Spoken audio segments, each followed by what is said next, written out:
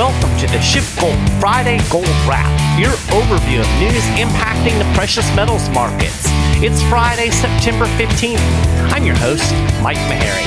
Thanks for tuning in. You know, I feel like we're in a slow burn. Like there's a fire smoldering somewhere in the walls, but nobody knows it's there. You might catch a little whiff of smoke now and then, but most people just ignore it or they brush it off if they do smell it. By and large, everything seems fine.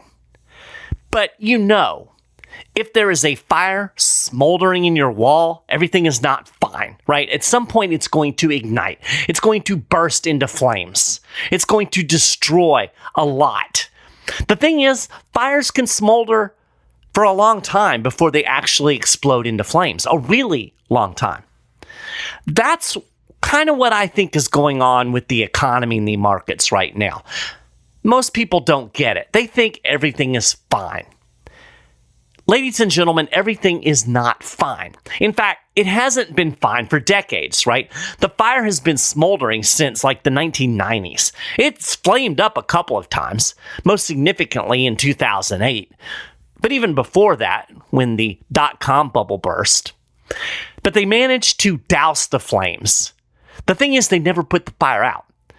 They didn't get down to the source of the fire, so it smoldered again for another decade. Flames were about to break out in like 2018, 2019, but then there was the big explosion down the street, right? COVID-19, government lockdowns. And the firefighters showed up and they put out the fire.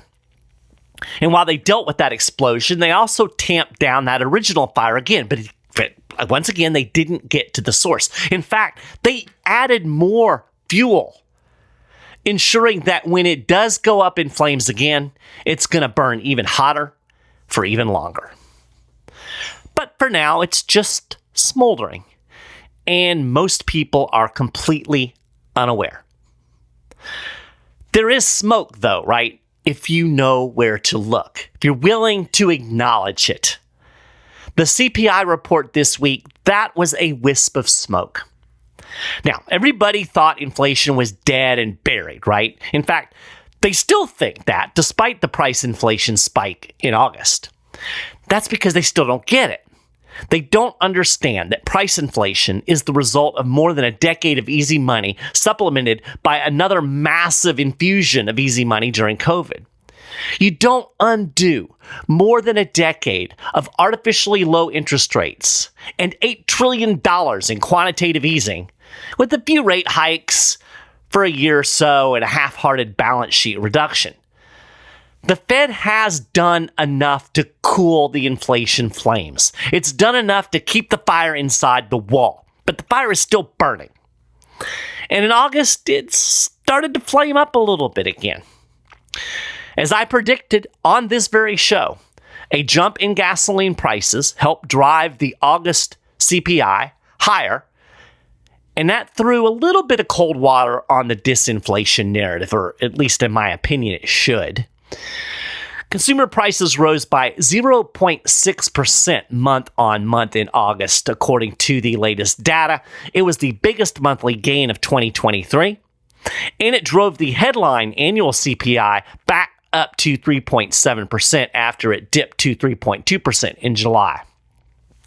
This was slightly hotter than the 3.6% projection. Now, the mainstream is going to tell you that it was just gasoline prices. Price inflation would be under control if it wasn't for rising prices at the gas pump. So, I don't know. I guess we're just supposed to pretend gasoline prices aren't rising? Maybe we should just quit going to the gas station. That would solve it, right? It was actually kind of funny. Justin Wolfers, he's an Australian economist who is of the Paul Krugman ilk. He was talking up the CPI report because the core number was only up by 0.3%. I'll dig into the core here in a second. But he said that means inflation is getting beat. But economist Bob Murphy made a great point. He responded, quote, "What's funny is actual CPI double that, 0.6% in August, driven by gasoline prices.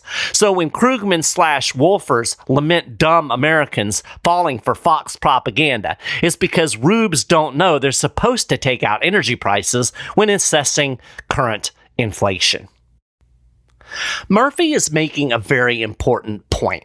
While pointy-headed academics can just ignore rising gasoline prices for the sake of their cute little academic arguments, we can't just stop buying gasoline, right? Rising gas prices are a thing. We have to pay them.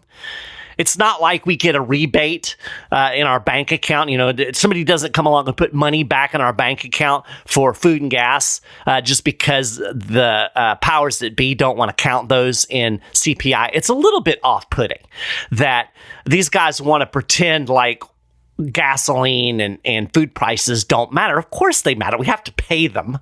So it's a little bit disingenuous to yank those out of the consumer price index and swear up and down that everything is just fine. But regardless, even factoring out gasoline and food costs, we're still seeing inflationary pressures. Core CPI, which stripped those things out, also heated up a bit, rising by 0.3% month on month. The projection was for a 0.2% increase, which is what we had in both June and July. So I guess if you look at the core, it's kind of a glass half empty, glass half full kind of thing. You can be optimistic and say 0.3% is relatively cool, especially compared to what we saw earlier in the year. But, you can also be a pessimist, say the glass is half empty, and recognize that it did tick up in August compared to both June and July. So, I don't know that you can call 1 month a trend, but the 1 month trend is higher, right?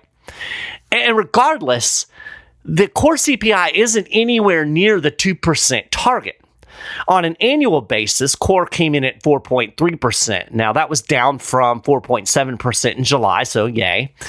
And on the more pessimistic side, the decrease was largely a function of math, as the large increases in the core CPI last year are starting to roll out of the calculation. Looking at the monthly increases so far for all of 2023 kind of tells a different story. It reveals that core CPI remains sticky.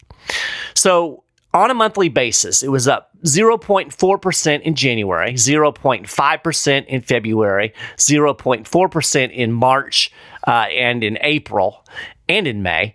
Then we had 0.2% in June and July, and 0.3% in August. So if you average all of those out, it comes to 0.35% per month. So if you want to round up, 0.4% is kind of the average that we've run this year with core.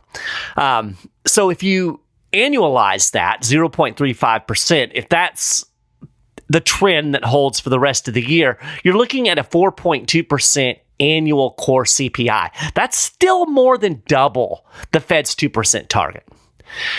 Now, our boy Wolfers used the last 3 months to argue that the trend is that core is coming down. So you got 0.2, 0.2, 0.3. But if you look at the whole year, it's a little bit harder to be so optimistic. To put the monthly core CPI increase in perspective, you would need to average just under 0.17% to hit the 2% target. Now, I'm not great at math, but I do know 0.3 is nearly double that. So the trend right now is double what the Fed's target is supposed to be, just looking at the core. And of course, as I remind you every time I talk about CPI, we're using a rigged formula here. If we were using the CPI formula that was used back in the 70s, we would be seeing numbers about double what we're seeing today. But of course, they fixed, and I'm using air quotes around fixed, they fixed the formula in the 90s so that it would make price inflation not look quite so bad. So CPI is probably closer to 7.5% than it is to 3.6. And by the way, producer prices also rose more than expected last month. The PPI increased by 0.7% in August. And, the PPI is kind of a leading indicator because that's the prices that producers are paying. And those tend to get, at least some of that price tends to get passed on to consumers. So if you see a big jump in producer prices, that will often show up in consumer prices a couple of months down the road. So, I guess what I'm saying is there's no reason to think that we're going to start seeing these numbers come down. Oil prices are still going up. We're holding above $90 a barrel during the week this week, or we were at that level. So that's not looking like it's going to come down anytime soon. And if we're seeing producer prices high, then that means consumer prices are probably going to be sticky as we move into the end of the year as well.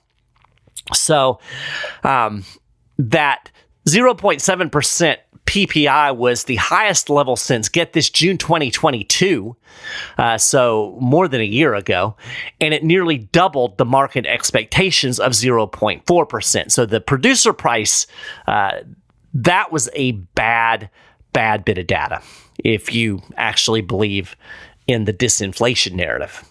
Now, again, you can say, well, this is just rising gas prices because that was a big factor in the rising producer prices. Core PPI was just 0.2%. So that's great if producers can figure out how to quit using fuel. But of course they can't. So again, these prices, they have to pay them. So they're going to pass them on. Rising oil prices tend to create a lot of higher prices throughout the economy.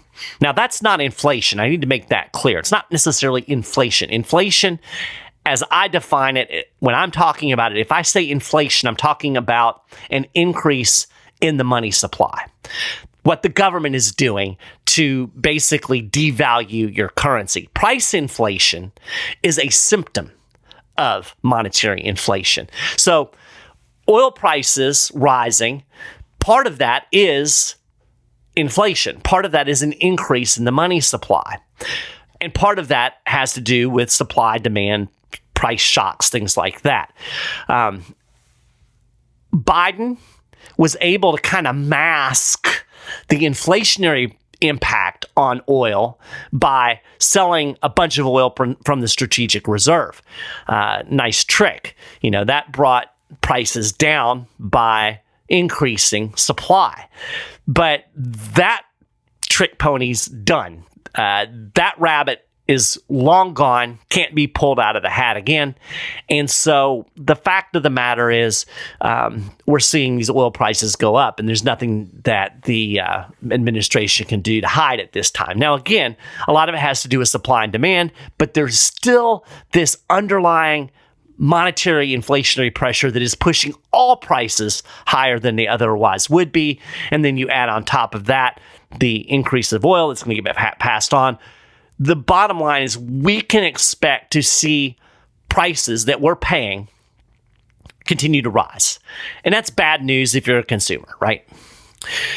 I got a little bit off track there. I didn't really mean to get into all of that, but I think it's just important to make those distinctions. There's two reasons that prices are going up. One is monetary inflation, thank you, Fed, and then part of it is just the normal supply and demand dynamics that we have in all markets. So, looking at the CPI again, the overall energy index was up 5.6% month on month, and that was driven by a big 10.6% spike in gasoline. And that's just from July to August. Fuel oil also charted a big 9.1% increase. So that is a big chunk of the CPI, no doubt about it. But food costs also shot up. They rose 0.6%, so that's a healthy increase month on month in food. Shelter costs rose for the 40th consecutive month, charting a 0.3% increase. Interestingly, airfares had a big 4.9% month-on-month increase in August. As a result, the transportation index beat out shelter as the largest driver of core CPI for the first time in quite a while. BBG noted that, quote, a re-rise in transport CPI would be a problem for stocks and bonds, as it has been the primary driver of inflation's fall over the last several months. So again, it's easy to get confused and conflated when you talk about inflation and price inflation, but what this is all telling us is that these numbers, the CPI, which the Federal Reserve uses to plan its monetary policy, there's a lot of pressure pushing prices upward. Let's see, rent, equivalent rent, motor vehicle insurance, medical care, and personal care also charted big price increases last month. Interesting.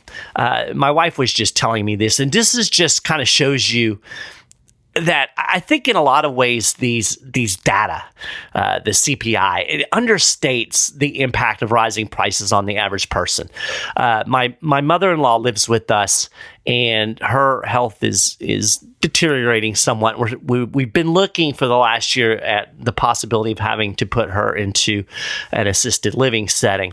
And my wife did some research and some pricing about 6 months ago, and we've got a situation now where it's becoming more imminent. So she was looking at some of those prices again, wanting to go visit some of these facilities. Prices have risen like hundreds and hundreds of dollars just in 6 months. So this is real. It's impacting real people. It's impacting us. And of course, as is typical, your paycheck isn't keeping up with these rising prices. In a separate release, the BLS revealed that real average hourly earnings declined 0.5% for the month. So in other words, you might be getting a raise. You might be looking at your paycheck and saying, "Ooh, I made a little bit more money," but that raise is not buying as much stuff. Your purchasing power is declining. That means your standard of living is declining. On a little side note along those lines, retail sales in August came out this week, and they beat expectations. And of course, everybody was all excited about that because, it proves that the American consumer is strong. Or as one headline put it, the American consumer is hanging on. Now, of course, that's not what it means. It just proves that they have credit cards. Remember how everybody was all geeked up in July because retail sales were strong? Well, as it turns out, consumers paid for that spending spree by charging it. We got the consumer credit data for July this week, and as it turns out, revolving credit, which is primarily credit card debt, was up 9.2% in July. And I'll link to an article in the show notes page with more detail on that consumer debt. It ain't pretty. But, I've talked about how Americans have blown through their savings. At some point, they're also going to max out these credit cards. The strong American consumers, these mainstream pencil heads keep talking about, are actually broke and running up debt. This isn't sustainable. Yeah, they're hanging on. They're only hanging on because they've depleted their savings and they're running up credit cards.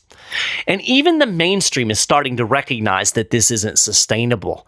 Bloomberg reported, quote, despite persistent inflation and high interest rates, consumer spending has remained resilient and helped power the economy. Some have resorted to credit cards and savings to do so. And I think when they say some, they mean most. But with savings shrinking and delinquencies on the rise, some economists doubt the current spending momentum is sustainable. And the economists who think that it is sustainable, they need to find a new line of work. Blowing through savings that's gone and running up credit cards that have limits is not sustainable, period, end of story. And by the way, student loan repayment is scheduled to restart in October, and this is going to put even more strain on debt-saddled consumers. I did an article a couple of weeks ago about the resumption of student loan payments. I'll dig that up and put that in the show notes page as well. I don't think people paid a whole lot of attention to that when I wrote it, but this is going to have a big impact. You've got a lot of people a lot of people who are all of a sudden going to have to start making payments that they haven't had to make in like 2 or 3 years. That's going to put even more strain on people's budget. They're already struggling with higher prices. They're already struggling with declining real wages. They're already running up credit cards. Their savings is gone, and now they've got to make student loan repayments. This is a little bit more of that smoke. You smell it? It's that smoke from the smoldering fire that's inside the walls that I was talking about. So anyway, back to CPI. The market reaction was pretty interesting. Gold was actually up a little bit after the data came out. When it very first came out, it dropped, which I think that's just computer algorithms. They're programmed for that. Any kind of bad news is good news kind of thing. So gold dropped a little bit, and then it rose after the data came out. And it was up a couple of bucks on Thursday as well. I kind of thought that it might drop below 1900 again. I thought that you would get a hotter than expected CPI, which we did, an increase in price inflation. And that would make everybody think, oh no, the Fed's going to have to raise interest rates some more, hold them higher. It's the typical thing that we've seen for well over a year. Anytime we get bad CPI data, then and everybody freaks out and thinks that the Fed is going to get tighter, and that has pushed gold and silver both lower. Didn't really happen this time. In fact, there was not much of a reaction at all. There was a little bit more of a reaction in stocks. Stocks rallied on the news, and actually on Thursday, the Dow was up big, well over 300 points. And that's because the mainstream looked at the CPI report and they concluded inflation is done. Think about that a second. They looked at a big jump in CPI and concluded that prices are falling and that the Fed has won the inflation fight. How does this make sense? It doesn't. It's all spin. And really what it is, and I've talked about this before, it's rooted in kind of the way, the kind of economic foundation that people are operating on. They're operating on faulty premises, and those faulty premises drive their perceptions. Anyway, they're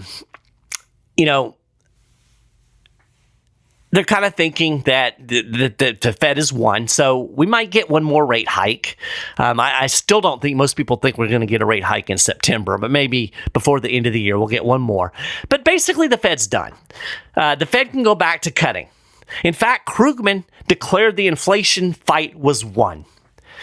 And I thought what Peter Schiff tweeted was funny. He said, quote, "I agree with Krugman that the war has been won, but I disagree on the winner. It's obvious to those of us without a Nobel Prize that inflation is the winner." And it's not just Krugman. I mean, this is pretty much the mainstream sentiment. They are convinced that with interest rates at 5.5%, they've shed almost $1 trillion off the balance sheet. This is it. I mean, they've done it. They've held in there. They fought the good fight. They beat down inflation, even though CPI is going up. Of course, CPI looks okay, kind of maybe, depending on how you spin it.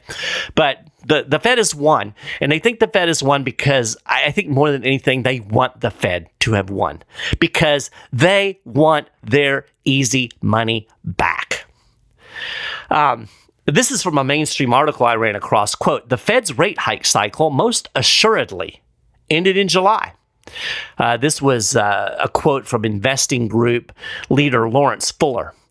This is as core figures signal the inflation is continuing to moderate.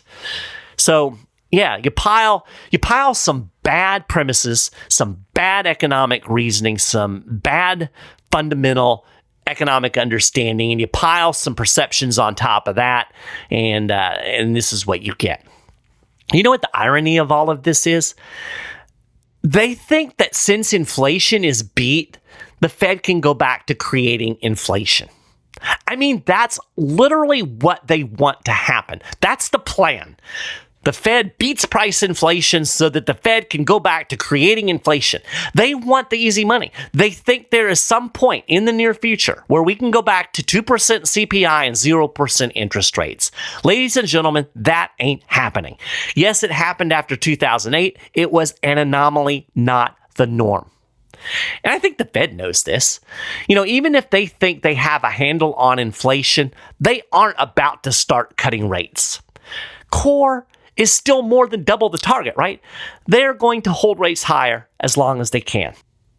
And I'm pretty convinced they're going to hike at least one more time this year. They may even surprise us with the September hike. Maybe not. They tend to do what the markets anticipate. They're able to send enough signals, kind of use their open mouth operations to get the mainstream thinking where they want to go, and then that's where they go. But I don't know. I can't see them being able to plausibly say that they beat inflation at this point when you have this kind of CPI data. It is what it is. The data is what it is, and the Fed keeps saying they're data dependent. Well, there you go, right? But the bottom line is, and I've been harping on this for months, the economy can't function in this relatively high interest rate environment. The economy was built for easy money. The economy was built for money printing. The economy is built on low interest rates. You can't have an economy that is basically all debt in a high interest rate environment. It just doesn't work. So I've said that over and over again. What I think is going to happen is the fire that's smoldering in the walls is going to break out. The flames are going to become visible. The bubbles are going to pop.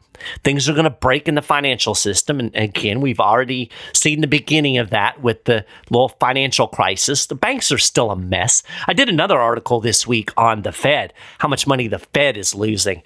The Fed is actually in the same position as a lot of commercial banks. It's got all kinds of unrealized losses due to the decline of its bond portfolio, and it is paying out higher interest than what it's collecting. So it's losing money. But of course, the Fed doesn't have to worry about that because it gets to create its own accounting tricks. If you want to dig into that, I'll put that on the show notes page as well. But anyway, all of that's going to happen. The economy's going to crash. And yeah, at that point, the Fed is probably going to go back to rate cuts in QE. I mean, yeah, that's in the cards. It's just not going to happen as soon as I think the markets would like. And it's not going to happen for the reason they think, because they're still convinced that we're going to have the soft landing. The economy's still strong, right? It's not strong. It's a big debt bubble. And it's being propped up by people with credit cards. It's not strong. But that's where we are. Here's another bit of smoke that you can kind of sniff if you're paying attention. Massive budget deficits from the federal government. Now, you might have heard that the government ran a surplus in August. That was kind of the headlines, and technically it did run a surplus in August, but it wasn't because Biden fixed the budget problem, right? We didn't get a bunch of spending cuts. In fact, the administration continued to spend money at an unsustainable pace last month. It's unsustainable is kind of the key word of this show today. Unsustainable. But yeah, the federal government is spending money at an unsustainable pace. And it's another reason that the Fed is not going to win the inflation fight. It can't win the inflation fight when the U.S. government keeps creating all of this fiscal stimulus. But the surplus that you might have heard about was merely a function of the reversal of student loan forgiveness. So we had student loan forgiveness that was actually factored into the national debt back in, I believe it was September of last year. Well, they reversed that out in August. So it created an accounting surplus, but it's not really a surplus. The spending was still tremendously high, just like it has been month after month. I will link to another article that breaks down the monthly Treasury statement in the show notes. It's got a lot of stuff you can go check out in the show notes this week. So this, again, is another big problem for the Fed. Once again, the government spent almost as much just paying interest on the debt as it did for national defense in August. And that interest expense is only going to increase as lower yielding bonds mature. bonds that, they issued a while back, they're mature, and then they have to be replaced with higher yielding bonds because interest rates are so much higher now. Then this is, of course, because the government is running a Ponzi scheme where it has to borrow money to pay off the money it has to borrow money to pay the people who borrowed money earlier. The very definition of a Ponzi scheme. So yet another fire smoldering in the walls. The national debt is unsustainable. The interest expense is unsustainable. The fire will eventually break out. I should have called this episode Unsustainable. Anyway, you know what you need, right? You need fire insurance. You're going to get a fire, you want fire insurance. What is fire insurance in this scenario? Gold and silver.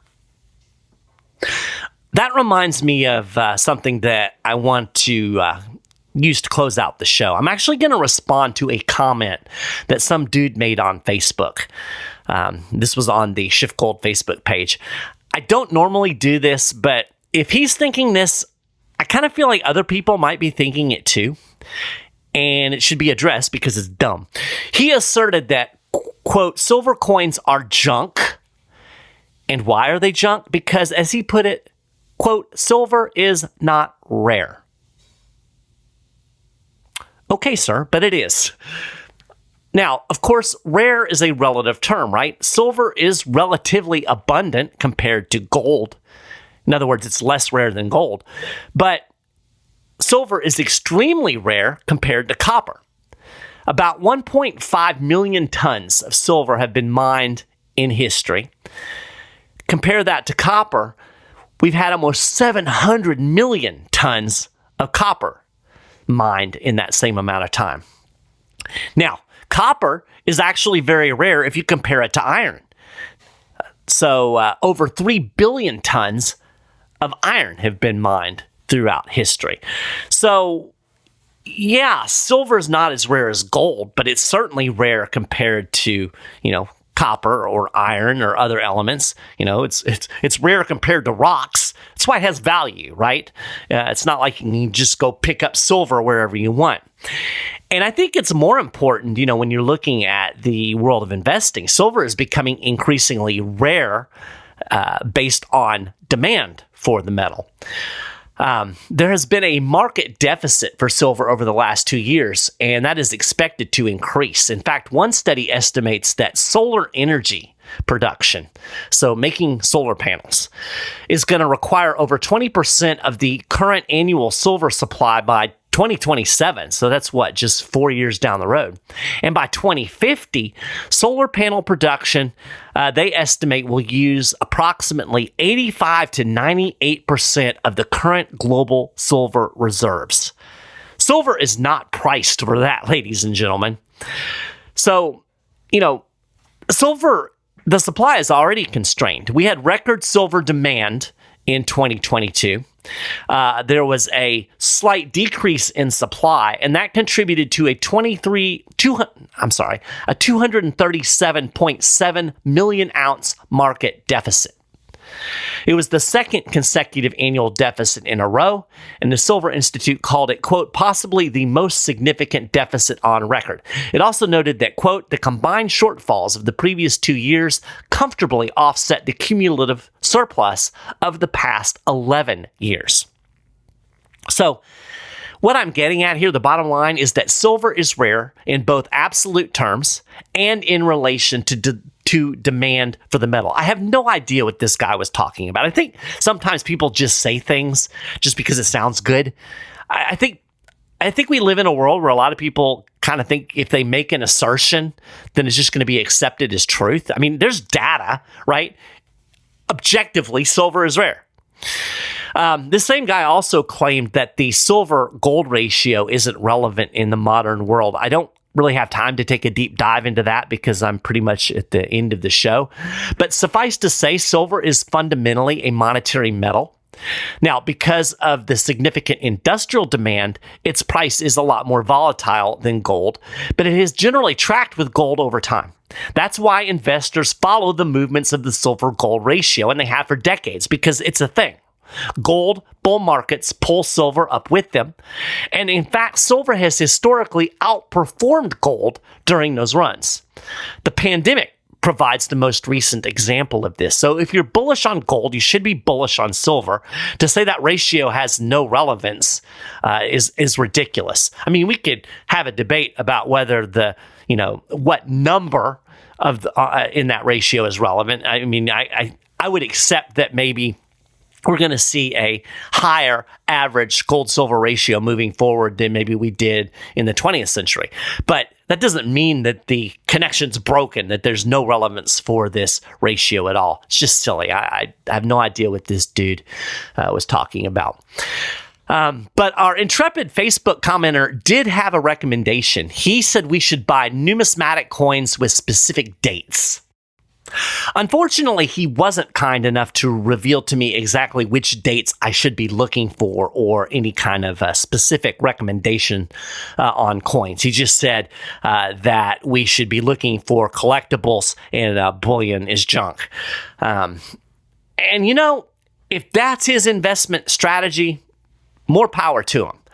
I'm not here to tell anybody what to do.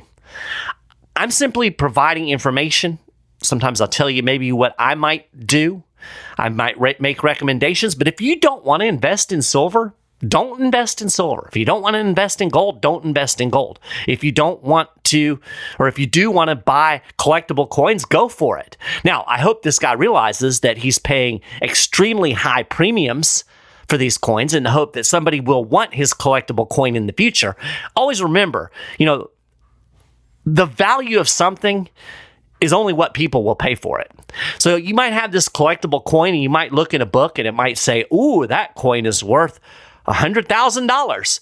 Well, it's only worth $100,000 if you can find somebody who is willing to pay you $100,000. You may not even be able to find somebody who wants that collectible coin in the future.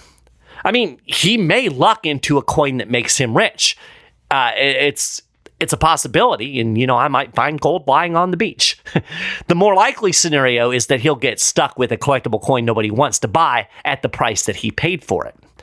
Now, I know buying bullion coins like American Silver Eagles or Canadian Silver Maple Leafs, it's not sexy. But here's the thing, there will always be a market for these coins, and you know what they're worth. There's a market for them, and there's a price. You can go to the spot price of gold because these coins are valued on their metal, the content of the coin, not on some subjective collectible value. You know exactly how much it's going to be worth, and there's always going to be a market there. There's always going to be somebody who's willing to buy these coins. And since they are value-based on the metal itself, it's not an arbitrary subjective standard. You know exactly what you're getting with an American Silver Eagle coin. It's based on the price of silver. And if you think the price of silver is going to go up, then the price of that bullion coin is going to go up as well. Now, again, investing in silver might not be for everybody, but you're foolish to spurn silver just based on some dude's baseless assertions. Baseless assertions are not an argument. Now, if you want to learn more about how silver and gold can fit into your investment strategy, how they can serve as fire insurance in a time when there's fire smoldering in the walls, call a SchiffGold precious metals specialist today, 1-888-GOLD-160. Or if you don't want to talk on the phone, you can email info@schiffgold.com, or you can just go to schiffgold.com, go to the Getting Started tab, and you can actually chat online in an online chat right there on the website. And these guys will help you. They'll answer your questions. They'll explain the different products. They'll help you figure out, based on your goals, on your strategy, where you are in your life, how precious metals might fit into your scenario or to your investment portfolio. I guess it is a scenario, right? Anyway, give them a call today. And with that, I'm going to call this a gold wrap for the week. Of course, you can get more details on all of these stories and more, and keep up with the latest precious metals news and analysis throughout the week over at SchiffGold.com/news. And if you haven't done it already, you can subscribe to the Friday Gold Wrap. We're on Apple Podcasts, Google Podcasts. We're on the SchiffGold YouTube channel. We're on SoundCloud. You'll find links to all of this stuff on the show notes page. You can email me, mmaharry, MMAHARREY @schiffgold.com. Happy to hear from folks. And with that, I hope you have a fantastic weekend. And I will talk to you again next week.